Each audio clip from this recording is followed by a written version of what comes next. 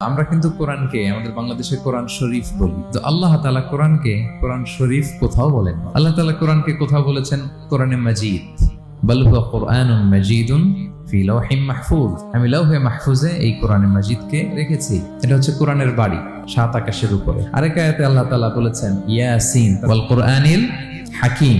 তাহলে আরেক আয়াতে কোরআনে হাকিম বলেছেন, প্রজ্ঞাময় কোরআন, কোরআন শরীফ বলেন নাই। সূরা ওয়াকিয়ার আরেক আয়াতে আল্লাহ তাআলা বলেছেন ইন্নাহু লাকুরআনুন কারীমুন ফি কিতাবিম মাকনুন। এখানে বলেছেন কোরআনে কারীম।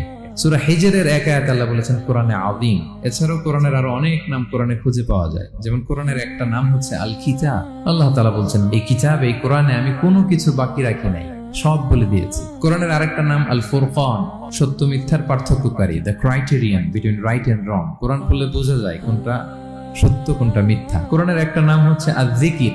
আমরা অনেকে মনে করি শুধু সুবহানাল্লাহ আলহামদুলিল্লাহ এগুলাই জিকির না, কোরআনটাও একটা জিকির। আল্লাহ তাআলা বলছেন নিশ্চয়ই আমি এই জিকিরকে মানে কোরআনকে নাজিল করেছি, আমি এই কোরআনকে সংরক্ষণ করব। তাহলে আল্লাহ বললেন কোরআনে মাজিদ, তিনি বললেন কোরআনে হাকিম, তিনি বললেন কোরআনে কারীম, কোরআনে আযীম। কিন্তু এগুলো সব থেকে আমরা কি বলি? কোরআন শরীফ বলতে পারেন, অর্থ ভালোই, কিন্তু কোরআনে নাই, আল্লাহ তাআলা বলেন। আসুন কোরআন শরীফ বলার পাশাপাশি আমরা কোরআনে কারীম, কোরআনে মাজিদ এগুলো বলতে অভ্যস্ত হই, কারণ এভাবেই কোরআনকে পরিচয় দিয়েছেন আল্লাহ তাআলা।